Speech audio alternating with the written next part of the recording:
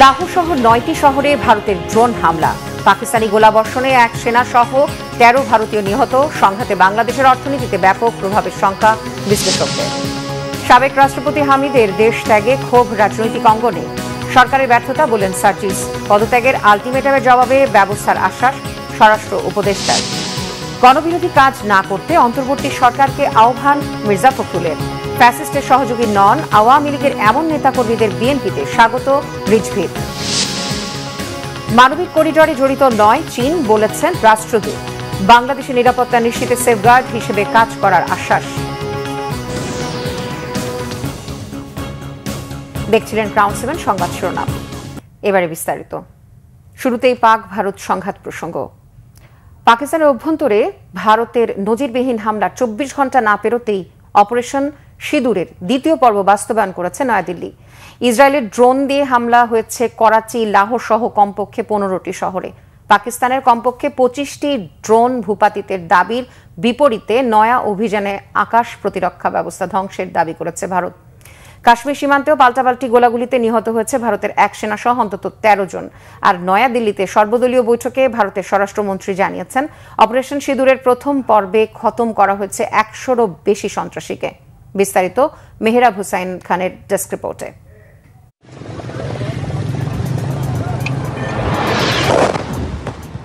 ভারতের অপারেশন সিঁদুরের পর খেল দেখানোর অপেক্ষায় পাকিস্তানের অপারেশন সোহাগরাত।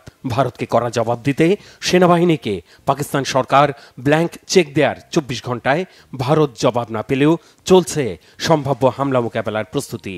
থমথমে পরিস্থিতিতে আতঙ্ক ছড়াচ্ছে জনমনে। 7 মে রাত ও 8 মে সকালে হারুপ ড্রোন পাকিস্তানের বিভিন্ন শহরে পাঠিয়ে আবারও স্পষ্ট আগ্রাসন চালিয়েছে ভারত। লাহোর, এটক, গুজরানওয়ালা, চকওয়াল, মিয়ানো, শোর আর করাচির কাছে ড্রোন ধ্বংস করেছে পাকিস্তানের সশস্ত্র বাহিনী। পাকিস্তান সেনাবাহিনীর এই দাবি সঠিক হলে একাধিক যুদ্ধবিমান ভূপাতিত হওয়ার পরদিনই এই ড্রোন অভিযানে বড় ধরনের আর্থিক ক্ষতির মুখে পড়ল ভারত। ইসরায়েল নির্মিত 10টি হ্যারপ ড্রোনের সেট 10 কোটি মার্কিন ডলার। যদিও ভারতের দাবি এই ড্রোন হামলায় পাকিস্তানের লাহোর ও শিয়ালকোটে চীনের HQ-9 আকাশ প্রতিরক্ষা ব্যবস্থা ও মিসাইল ধ্বংস করা হয়েছে। আর পাকিস্তানের 15টি শহরে এই ড্রোন অভিযানের নাম দেয়া হয়েছে অপারেশন সিঁদুর ফেজ 2। ভারতের তরফ থেকে আরও জানানো হয়েছে, বুধবার রাত থেকে বৃহস্পতিবার সকাল পর্যন্ত পাকিস্তানের ছোড়া অন্তত 15টি মিসাইল ধ্বংস করেছে রাশিয়ার তৈরি S-400 আকাশ প্রতিরক্ষা ব্যবস্থা। আর এই সময়ের মধ্যে অন্যান্য দিনের তুলনায় চরম উত্তেজনাকর অবস্থায় ছিল জম্মু কাশ্মীর সীমান্তের নিয়ন্ত্রণ রেখা। টানা 14তম দিনের মতো হামলা হয়েছে ভারত নিয়ন্ত্রিত জম্মু কাশ্মীরের কুপওয়ারা, বারমুল্লা, উরি আর আখনুর এলাকায়। ভারতের দাবি, পাকিস্তান সীমান্ত থেকে হালকা অস্ত্র দিয়ে গুলি করার পাশাপাশি ছোঁড়া হয়েছে কামানের গোলা। এতে সেনা ও বেসামরিক মানুষ নিহতের তথ্য স্বীকার করেছে ভারত। আহতদের ভর্তি করা হয়েছে হাসপাতালে। বৃহস্পতিবার সর্বদলীয় বৈঠক করেছেন ভারতের প্রধানমন্ত্রী নরেন্দ্র মোদী। ওই বৈঠকে প্রতিরক্ষামন্ত্রী রাজনাথ সিং জানিয়েছেন, মঙ্গলবার দিবাগত রাতে পাকিস্তানের আজাদ কাশ্মীর ও পাঞ্জাবে চালানো অপারেশন সিঁদুরের প্রথম পর্বে 100-রও বেশি সন্ত্রাসীকে পাকিস্তানের সম্ভাব্য হামলা প্রতিরোধে প্রস্তুতি আর পদক্ষেপ নিয়ে আলোচনা হয় ওই বৈঠকে। পাকিস্তানের প্রতিশোধমূলক হামলা প্রতিরোধের প্রস্তুতি নিতে জম্মু, রাজকোট, সিমলা, ধর্মশালা, অমৃতসর, পাটিয়ালা সহ ভারতের 27টি বিমানবন্দর বন্ধ করে দেওয়ায় চরম ভোগান্তিতে পড়েছেন বিমান যাত্রীরা। বলা হয়েছে, ওইসব বিমানবন্দরে ফ্লাইটের ওঠানামা শনিবার সকাল পর্যন্ত বন্ধ থাকবে। রাজস্থান, পাঞ্জাব, গুজরাটে ব্যাপক সতর্কতা জারি করে বাতিল করা হয়েছে পুলিশের ছুটি। আর ছুটিতে থাকা পুলিশের সব সদস্যকে অবিলম্বে কর্মস্থলে যোগ দিতে বলা হয়েছে। Mehrab Hussain Khan, Banglavision news desk. ভারত পাকিস্তান সংঘাতে দেশ দুটি শুধু নয়, বাংলাদেশ সহ দক্ষিণ পূর্ব এশিয়ার অর্থনীতির উপর বিশাল প্রভাব ফেলবে আশঙ্কা রাজনৈতিক বিশ্লেষকদের। আকাশ ও সমুদ্র পথে পণ্য আমদানি রফতানি ব্যাহত হলে দেশে দ্রব্যমূল্য বাড়বে। এই মুহূর্তে বাংলাদেশের দিকে সামরিক ঝুঁকি না থাকলেও নিজেদের নিরাপত্তার স্বার্থে প্রস্তুতি রাখতে হবে বলে মনে করছেন বিশ্লেষকরা। রিপোর্ট সৈয়দ আব্দুল মুহিতের।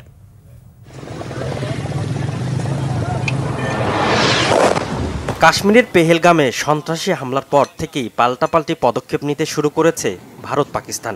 এসব পদক্ষেপের জেরে দুদেশের উত্তেজনার পারদ এখন তুঙ্গে।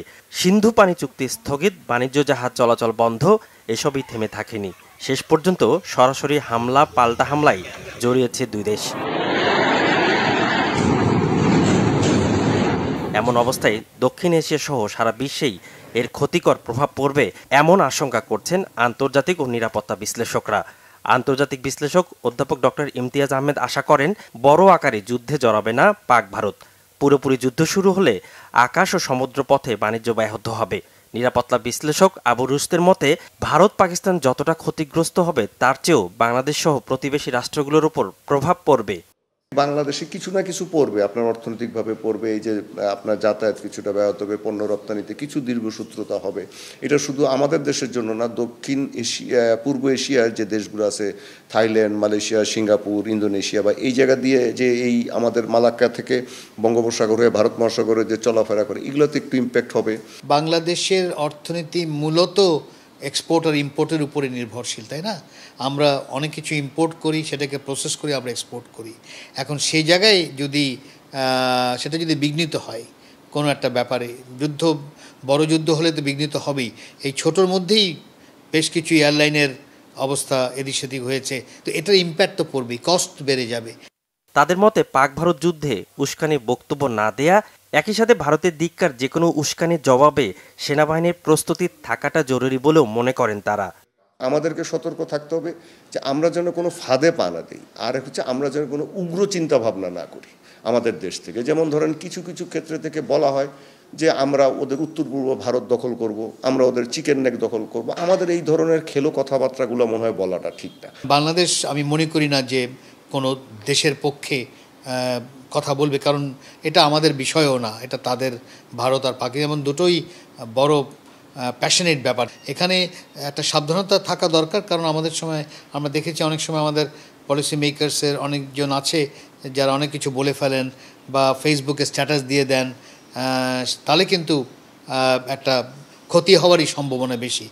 সংকট ঠেকাতে প্রভাবশালী দেশগুলো ভূমিকা রাখতে পারে বলে মত রাজনৈতিক বিশ্লেষকদের। সৈয়দ আব্দুল মুহিত, বাংলা ভিশন, ঢাকা। ছাত্র জনতার অভ্যুত্থানের 9 মাস পর বুধবার মধ্যরাতে ব্যাংককের উদ্দেশ্যে দেশ ছেড়েছেন সাবেক রাষ্ট্রপতি আব্দুল হামিদ। তার বিরুদ্ধে একটি হত্যা মামলা রয়েছে। দেশ ত্যাগে নিষেধাজ্ঞা না থাকায় চিকিৎসার জন্য তাকে যেতে দেওয়া হয়েছে বলে জানিয়েছে ইমিগ্রেশন কর্তৃপক্ষ। বুধবার দিবাগত রাত 3টা 5 মিনিটে থাই এয়ারওয়েজের একটি ফ্লাইটে তিনি দেশ ছাড়েন। শাহজালাল আন্তর্জাতিক বিমানবন্দরে ইমিগ্রেশন কর্তৃপক্ষ আব্দুল হামিদের দেশ ছাড়ার বিষয়টি নিশ্চিত করেছে। আব্দুল হামিদের বিরুদ্ধে একটি হত্যা মামলা থাকার তথ্য রয়েছে। গত 14 জানুয়ারি কিশোরগঞ্জ সদর থানায় তার বিরুদ্ধে এই মামলাটি দায়ের হয়। মামলায় সাবেক প্রধানমন্ত্রী শেখ হাসিনা, শেখ রেহানা, সজীব ওয়াজেদ জয়, সাইমা ওয়াজেদ পুতুল ও বায়দুল কাদেরের নামও রয়েছে। গত বছরের 5 আগস্ট ছাত্র জনতার তীব্র আন্দোলনের মুখে পতন হয় শেখ হাসিনার। আব্দুল হামিদ আওয়ামী লীগের সময়ে 2013 থেকে 2023 সাল পর্যন্ত টানা 2 মেয়াদে বাংলাদেশের রাষ্ট্রপতি হিসেবে দায়িত্ব পালন করেছেন। জাতীয় নাগরিক পার্টির উত্তরাঞ্চলের মুখ্য সংগঠক সার্জিস আলম বলেছেন, সাবেক রাষ্ট্রপতি আব্দুল হামিদকে দেশ ত্যাগ করতে দেয়াটা সরকারের ব্যর্থতা। ভারত পাকিস্তান যুদ্ধকে ইস্যু বানিয়ে পুশ ইন করা কোনোভাবেই মেনে নেওয়া হবে না বলেও হুঁশিয়ারি দেন তিনি। বিকেলে পঞ্চগড়ের অটোয়ারি উপজেলার 12 আউলিয়া মেলা পরিদর্শন করে সাংবাদিকদের এই তথ্য দেন তিনি। সার্জিস আরও বলেন, জনগণ ও রাজনৈতিক দলগুলোর মতামত ছাড়া মানবিক করিডোর নিয়ে অন্তর্বর্তী সরকার সিদ্ধান্ত নিতে পারে না। প্রতিবেশী দেশ হিসেবে ভারত পাকিস্তান যুদ্ধ হলে তৃতীয় দেশ হিসেবে বাংলাদেশ সবচেয়ে বেশি ক্ষতিগ্রস্ত হবে বলেও মন্তব্য করে এনসিপির এই নেতা।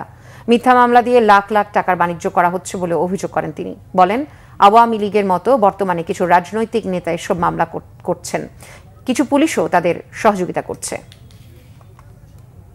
আব্দুল হামিদ যে রাষ্ট্রপতি ছিল, উনি গতকালকে দেশ ছেড়ে পালিয়েছেন। তিনি পালিয়েছেন না, তাকে পালাতে দেয়া হয়েছে। 9 মাস পরে উনি কিভাবে দেশ ছেড়ে যায়?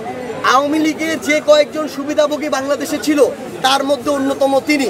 ক্ষমতার অপব্যবহার করে তিনি কত কিছু করেছেন তার প্রমাণ অনেক জায়গা আছে। সেই মানুষ এই দেশ ছেড়ে পালিয়ে যায় 9 মাস পরে। এটা এই অন্তর্বর্তীকালীন সরকারের সবচেয়ে বড় ব্যর্থতা, এবং এর জন্য আমি মনে করি যে প্রফেসর ডক্টর মোহাম্মদ ইউনূস স্যারের সরাসরি জবাবদিহি করা উচিত। ডক্টর আসিফ নজরুলের সরাসরি জবাবদিহি করা উচিত যে কিভাবে 9 মাস পরে আব্দুল হামিদ দেশ ছেড়ে পালিয়ে যায়। 48 ঘন্টার মধ্যে স্বরাষ্ট্র উপদেষ্টার পদত্যাগের দাবি জানিয়েছে বাংলাদেশ যুব অধিকার পরিষদ। সাবেক রাষ্ট্রপতিকে থাইল্যান্ডে যেতে সহায়তা করার অভিযোগ তুলে উপদেষ্টার পদত্যাগের দাবিতে সচিবালয়ের সামনে বিক্ষোভ করেন তারা। সংগঠনটির নেতাকর্মীরা সচিবালয়ের সামনে মিছিল নিয়ে গেলে আটকে দেয় পুলিশ। পরে সচিবালয়ে স্মারকলিপি জমা দেয় গণ অধিকার পরিষদের সাধারণ সম্পাদক রাশেদ খানের নেতৃত্বে 10 সদস্যের একটি প্রতিনিধি দল। তাদের দাবি, সরকারের কাছে জনগণের প্রত্যাশা ছিল আওয়ামী লীগের রাজনীতি নিষিদ্ধ করে ফ্যাসিবাদী ব্যবস্থার অবসান, কিন্তু সরকারের কিছু উপদেষ্টার সহায়তায় আওয়ামী লীগকে আবারও পুনর্বাসনের চেষ্টা চলছে। সরকারের গ্রিন সিগন্যালেই এসব ডামি এমপি মন্ত্রী দেশ ছেড়ে পালাচ্ছে বলে অভিযোগ তাদের। এই যে আমাদের অন্তর্বর্তীকালীন সরকারের স্বরাষ্ট্র উপদেষ্টা, সে কি জানতো না গতকাল ডামি রাষ্ট্রপতি হত্যা মামলার আসামি আব্দুল হামিদ দেশ ছেড়ে পালিয়েছে এবং এর দায় সম্পূর্ণ এই স্বরাষ্ট্র উপদেষ্টার। সুতরাং আগামী 48 ঘন্টার মধ্যে এই স্বরাষ্ট্র উপদেষ্টার পদত্যাগ করতে হবে। সাবেক রাষ্ট্রপতি আব্দুল হামিদকে বিদেশে যেতে দেওয়ার ঘটনায় দায়ীদের শাস্তির আওতায় আনতে না পারলে পদত্যাগ করবেন বলে জানিয়েছেন স্বরাষ্ট্র উপদেষ্টা জাকির আলম চৌধুরী। দিনাজপুরে জেলা প্রশাসক কার্যালয়ে এক বৈঠকে তিনি এমন মন্তব্য করেন। এর আগে বিরল উপজেলার মোখলেসপুর ইউনিয়নের ঢেলপির ব্লকে বোরো ধান কাটা উদ্বোধন করেন স্বরাষ্ট্র উপদেষ্টা। এ সময় তিনি জানান, কৃষি জমি রক্ষায় নতুন করে ভূমি আইন করার চিন্তা ভাবনা চলছে। তিনি বলেন, কৃষির আধুনিকীকরণ ও কৃষকদের চেষ্টায় ধানের ভালো ফলন হয়েছে। গত বছর চাল আমদানি করতে হলে এবার আমদানি করতে হবে না। কৃষি জমিতে অবৈধ ভাটার বিরুদ্ধে কঠোর ব্যবস্থা নিতে সংশ্লিষ্টদের নির্দেশ দেন তিনি। দুর্নীতি প্রসঙ্গে উপদেষ্টা বলেন, উচ্চ পর্যায়ের সরকারি কর্মকর্তাদের দুর্নীতি কমাতে হবে। মিডিয়াগুলো সত্য সংবাদ পরিবেশন করলে দেশ উপকৃত হয় বলেও মন্তব্য করেন স্বরাষ্ট্র উপদেষ্টা। আমরা কোনো সময় আশা করিনি, বাট এটা একটা অপ্রত্যাশিত ঘটনা। এটার জন্য যারা দায়ী তাদের আমি অবশ্যই আইনের আওতায় নিয়ে আসবো। এটা একটা অপ্রত্যাশিত ঘটনা। এই ঘটনাটা আমিও এই আশার করে জানতে পারছি এবং এটার জন্য যারা দায়ী আমি তাদের আইনের আওতায় নিয়ে আসবো। আর যদি না হয় স্যার এটার বিপক্ষে তারা যদি শাস্তির আওতায় না আনে সেই সময় আমি চলে যাই। জনগণের বিরুদ্ধে যায় এমন কাজ না করতে অন্তর্বর্তী সরকারের প্রতি আহ্বান জানিয়েছেন বিএনপি মহাসচিব মির্জা ফখরুল ইসলাম আলমগীর। তিনি বলেন, মিয়ানমার সীমান্তে মানবিক করিডোর দেয়ার সিদ্ধান্তের আগে জনগণ আর রাজনৈতিক দলগুলোর সাথে আলোচনার প্রয়োজন ছিল। সংস্কারের সময় লাগলে ততদিন ফ্যাসিবাদী আমলারাই দেশ চালাবেন কিনা এমন প্রশ্নও রাখেন মির্জা ফখরুল।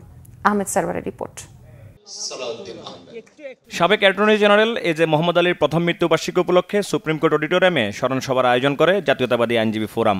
সেখানে এজে মোহাম্মদ আলীর দীর্ঘদিনের সহকর্মী ছাড়াও অংশ নেন বিএনপি মহাসচিব সহ দলটির সিনিয়র নেতারা। আলোচনা শুরুতে ফ্যাসিস্ট হাসিনা বিরোধী আন্দোলনে এজে মোহাম্মদ আলীর অবদান স্মরণ করেন বিএনপি মহাসচিব। বলেন, তার চলে যাওয়া অপূরণীয় ক্ষতি। সংস্কার আর নির্বাচন নিয়ে অন্তর্বর্তী সরকারের নানা কর্মকাণ্ডের সমালোচনা করেন বিএনপি মহাসচিব। বলেন, জনগণের ক্ষমতায়নের জন্যই নির্বাচন চায় বিএনপি। অনেকে বলছে যে আগে সংস্কার হবে তারপরে নির্বাচন। তো সংস্কার তো একটা চলমান প্রক্রিয়া।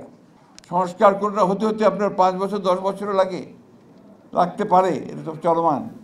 তাহলে নির্বাচন 10 বছর হবে না। আর এই 10 বছর কি ওই ফ্যাসিবাদী আমলাদের হাতেই দেশ চলবে? এখন তো আমরা ফ্যাসিবাদী আমলাদের দ্বারাই পরিচালিত হচ্ছি। সেক্রেটারিয়েটে আমলারা 90% আমরা ফ্যাসিবাদের দোষর। সবচেয়ে করুণ অবস্থা বোধহয় শিক্ষাঙ্গনে, ইউনিভার্সিটিগুলোতে আমরা সবাই রাজা, আমাদের এই রাজা রাজত্ব। আজকে সেখানে ডিসিপ্লিন বলতে কোনো কিছু নেই। সীমান্তের ওপারে যাদের সাথে প্রয়োজন তাদের সাথে কথা বলতে পারলেও দেশের মানুষের সাথে কথা বলতে আপত্তি কোথায়, এমন প্রশ্ন তোলেন মির্জা ফখরুল। আমি অন্তর্বর্তীকালীন সরকারের সাফল্য চাই, বারবার বলছি। আমরাই তাদেরকে বসিয়েছি, কিন্তু এমন কোনো কাজ করবেন না যা জাতির বিরুদ্ধে যাবে, বাংলাদেশের মানুষের বিরুদ্ধে যাবে। এমন কোনো কাজ করবেন না যেটা বাংলাদেশের মানুষের জন্য উপযোগী হবে না। আজকে এমন কাজ করছেন যে বাংলাদেশের মানুষ কিছুই জানে না। প্যাসেজ দেবেন, করিডোর দেবেন, সেই করিডোর দেবেন, কারোর সঙ্গে আলাপই করছেন না, কোনো রাজনৈতিক দলের সঙ্গেও কথা বলছেন না।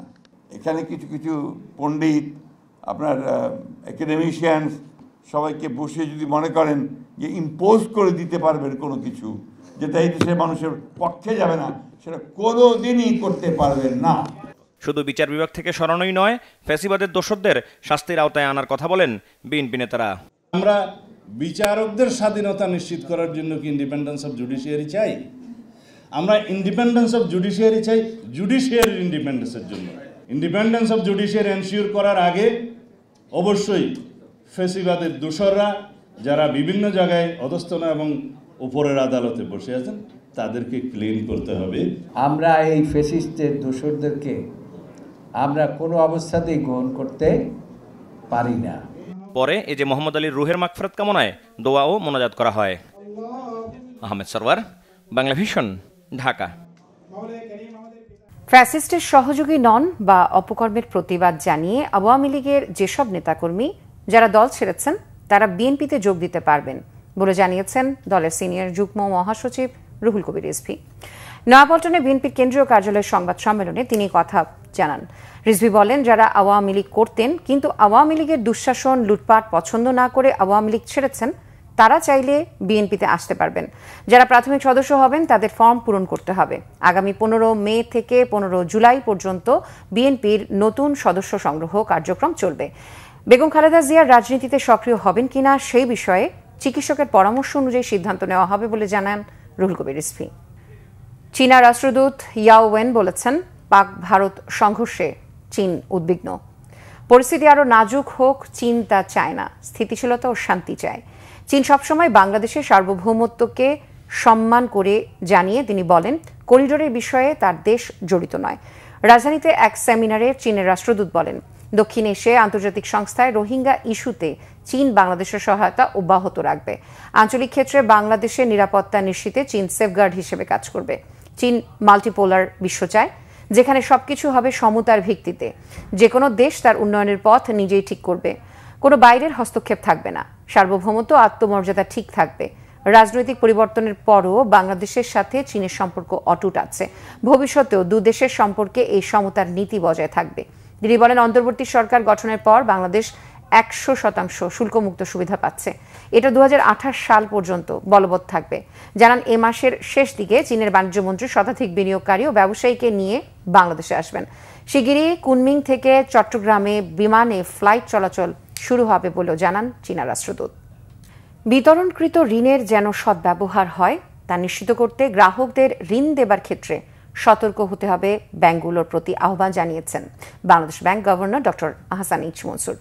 বলেন, কেন্দ্রীয় ব্যাংকের শক্ত অবস্থানের কারণে মূল্যস্ফীতি কমছে, আর সেটি 4 থেকে 5% নামিয়ে আনা সম্ভব। রাজধানী বাংলা একাডেমিতে 4 দিনের পণ্য প্রদর্শনী ও মেলা 2025-এর উদ্বোধনী অনুষ্ঠানে কথা বলেন গভর্নর আহসান এইচ মনসুর।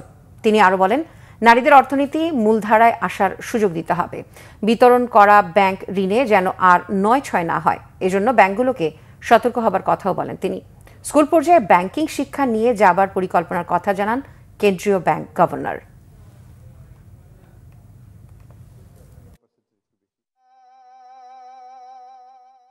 সংবাদ মাধ্যমের ভাবমূর্তি ধ্বংস করেছে বিগত ফ্যাসিস্ট সরকার বলেছেন আমার দেশ সম্পাদক মাহমুদুর রহমান। ঢাকা রিপোর্টার্স ইউনিটির আয়োজনে এক সেমিনারে তিনি কথা বলেন। মাহমুদুর রহমান বলেন, গত 15 বছরে ফ্যাসিস্ট হাসিনা সরকার রাষ্ট্রের সব সংস্থাকে ধ্বংস করে গেছেন। এর মধ্যে পুলিশ, বিচার বিভাগ ও সংবাদ মাধ্যম সবচেয়ে বেশি ক্ষতিগ্রস্ত হয়েছে। সিরিয়ার সাংবাদিক নামধারী ব্যক্তিরা চাটুকারিতার মাধ্যমে গণমাধ্যমের ভাবমূর্তি ভুলণ্ঠিত করে গেছেন। সেই অবস্থা থেকে বেরিয়ে আসতে হবে। বলেন, এই সরকার হয়তো আগামী 1 বছরের মধ্যে নির্বাচন দিয়ে চলে যাবে। এরপর সাংবাদিকদের কি ভূমিকা হবে তা এখনই চিন্তা করতে হবে বলেও মন্তব্য তার। গণমাধ্যম কর্মীদের ঈদের ছুটি অন্তত 4 দিন হওয়া উচিত বলেও মন্তব্য করেন মাহমুদুর রহমান।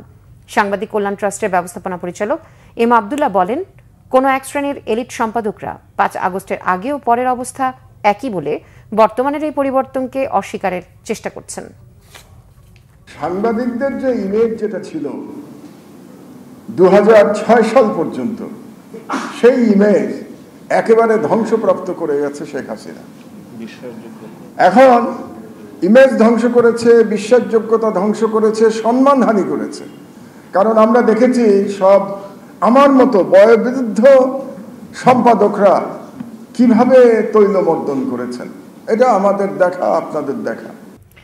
বৈশ্বিক প্রেক্ষাপট, ভূ আঞ্চলিক নানা চ্যালেঞ্জ, জাতীয় নিরাপত্তা সহ নানা বিষয়ে বিভিন্ন সেক্টরের প্রতিনিধিদের সুচিন্তিত পরামর্শের মাধ্যমে সামনে এগিয়ে যেতে আহ্বান জানিয়েছেন সেনাপ্রধান জেনারেল ওয়াকারুজ্জামান। সকালে মিরপুর সেনানিবাসে ন্যাশনাল ডিফেন্স কলেজে 3 সপ্তাহব্যাপী অনুষ্ঠিত স্ট্র্যাটেজিক লিডারশিপ প্রশিক্ষণ ক্যাপস্টোন কোর্স 2025-এর সমাপনী অনুষ্ঠানে যোগ দিয়ে কোর্স ফেলোদের তিনি এই আহ্বান জানান। 20 এপ্রিল থেকে 8 মে পর্যন্ত অনুষ্ঠিত এই কোর্সে অংশ নেন সিনিয়র সামরিক কর্মকর্তা, বিশিষ্ট শিক্ষাবিদ, সিনিয়র চিকিৎসক, সরকারি বেসরকারি সংস্থার সিনিয়র প্রতিনিধি, কূটনীতিক, সাংবাদিক এবং কর্পোরেট প্রতিষ্ঠানের 32 জন প্রতিনিধি। সমাপনী অনুষ্ঠানে যোগ দিয়ে সেনাপ্রধান সনদপত্র তুলে দেন ফেলোদের হাতে।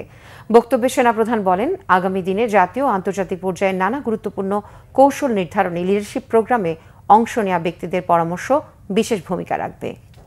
হজ যাত্রীদের জন্য সুখবর এনেছে গ্রামীণ ফোন। দেশে প্রথমবারের মতো গ্রামীণ ফোনের হজ রোমিং প্যাকেজ সেবা ব্যবহার করে সিম পরিবর্তন ছাড়াই ইন্টারনেট ও কথা বলার মতো সেবা নেওয়া যাবে সৌদি আরবে। হজযাত্রীরা নিজ নম্বরে হজ রোমিং প্যাকেজ চালুর পর সৌদি আরব পৌঁছে হ্যান্ডসেটটি শুধু অন বা অফ করলেই সচল হয়ে যাবে সেবা। সাশ্রয়ী মূল্যের গ্রামীণ ফোনের এই হজ রোমিং সেবা নিয়ে বিস্তারিত জানাচ্ছেন মোবাশ্বের আহমদ। দেশে প্রথমবারের মতো হজ রোমিং সেবা চালুর মধ্য দিয়ে হজ যাত্রীদের যাত্রা আরও সহজ করেছে গ্রামীণ ফোন। এই সেবায় হজ যাত্রীরা সৌদি আরবে মোবাইল সিম না কিনেই বাংলাদেশে ব্যবহৃত নিজস্ব মোবাইল সিমের মাধ্যমে প্রিয়জনের সাথে কথা বলতে ও মেসেজ পাঠাতে পারবেন। হজ যাত্রীরা প্রচলিত পেমেন্ট গেটওয়ে অথবা অপারেটরের মোবাইল অ্যাপসের মাধ্যমে দেশীয় টাকায় সহজেই 1 থেকে 60 দিন পর্যন্ত বিভিন্ন মেয়াদের প্যাকেজ কিনতে ও অ্যাক্টিভ করতে পারবেন। গ্রামীণ ফোনের হজ রোমিং সেবার প্যাকেজ শুরু হয়েছে 154 টাকা দামের হজ ইন্টারনেট প্যাকের মধ্য দিয়ে, যাতে থাকছে 1 দিন মেয়াদের 500 মেগাবাইট। এছাড়া 20 জিবি ইন্টারনেট 45 দিন মেয়াদের প্যাকেজের দাম 2199 টাকা। প্রথম হজ কম্বো প্যাকে রয়েছে 3 জিবি 30 মিনিট 7 দিন মেয়াদের প্যাকেজের মূল্য 748 টাকা। দ্বিতীয় হজ কম্বো প্যাকে 15 জিবি 75 মিনিট 7 দিন মেয়াদের প্যাকেজের মূল্য 2599 টাকা। তৃতীয় হজ কম্বো প্যাকে 40 জিবি ব্যবহারের পর 1 Mbps স্পিডে আনলিমিটেড ইন্টারনেটের সাথে 150 মিনিট টক টাইম। 45 দিন মেয়াদের এই প্যাকেজের মূল্য 5999 টাকা। শুধু কথা বলার জন্য রয়েছে হজ ভয়েস প্যাক। 100 মিনিট 45 দিন মেয়াদের এই প্যাকেজ মূল্য 1496 টাকা। সৌদি মোবাইল অপারেটরগুলোর রেটের তুলনায় গ্রামীণ ফোনের হজ রোমিং প্যাকেজগুলো বেশ সাশ্রয়ী ও ঝামেলামুক্ত হওয়ায় এরই মধ্যে এই সেবা বেশ জনপ্রিয় হয়ে উঠেছে। আগে যেই পদ্ধতি ছিল আমাদের রোমিংয়ের সিস্টেম, যেটা আমাদের ডলার এন্ডোর্স করা কার্ডের মাধ্যমে আমরা রোমিংয়ের অ্যাক্টিভেশনটা করে দিতাম, তো এবার গ্রামীণ ফোন প্রথমবারের মতো একটা চালু করেছে, সরাসরি বাংলাদেশের টাকা রিচার্জ করে গ্রামীণ ফোনে আমরা রোমিং সার্ভিসটা অ্যাক্টিভ করে নিতে পারছি। সেক্ষেত্রে হাজিরা যারা যাচ্ছে তারা খুবই স্বাচ্ছন্দ্যে এবং খুব ইজিলি ডলারের কোনো ঝামেলা ছাড়াই তারা সরাসরি রিচার্জ করে রোমিংটা অ্যাক্টিভ করে নিজের গ্রামীণ সিমটা নিয়ে ওনারা সৌদি আরবে আমাদের এই নেটওয়ার্কের মাধ্যমে যোগাযোগ নিরবিচ্ছিন্নভাবে যোগাযোগের মধ্যে থাকতে পারছে। আমার আর অন্য কোনো কিছু লাগবে না, ওখানে বন্ধ করে আবার চালু করলে এই জিনিসটা চালু হয়ে যাবে অটোমেটিক। এবং বাংলাদেশে চালু করতে গেলে +8 দিয়ে কথা বলতে হবে। আবার সহজ হলো সিমটা আর কোনো ডিসপ্লেস করতে হলো না, খুলতে হলো না, আর করতে হলো না, আবার আব্বা আম্মার সঙ্গে কথা বলা যাবে, ভালো হলো। দেশের যে কোনো গ্রামীণ ফোন সেন্টারে গিয়ে হজ রোমিং সেবা চালু করতে পারবেন হজ যাত্রীরা। মোবাশ্বের আহমেদ, বাংলা ভিশন, ঢাকা। মেক্সিকোতে নিযুক্ত বাংলাদেশের রাষ্ট্রদূত মুশফিকুল ফজল আনসারীর বাবা আলহাজ আব্দুল মোসাউইর আনসারীর নামাজে জানাজা হয়েছে। সকাল 7:25 ঢাকা সম্মিলিত সামরিক হাসপাতাল সিএমএইচে চিকিৎসাধীন অবস্থায় ইন্তেকাল করেন আব্দুল মোসাউইর আনসারী। তার বয়স হয়েছিল 85 বছর।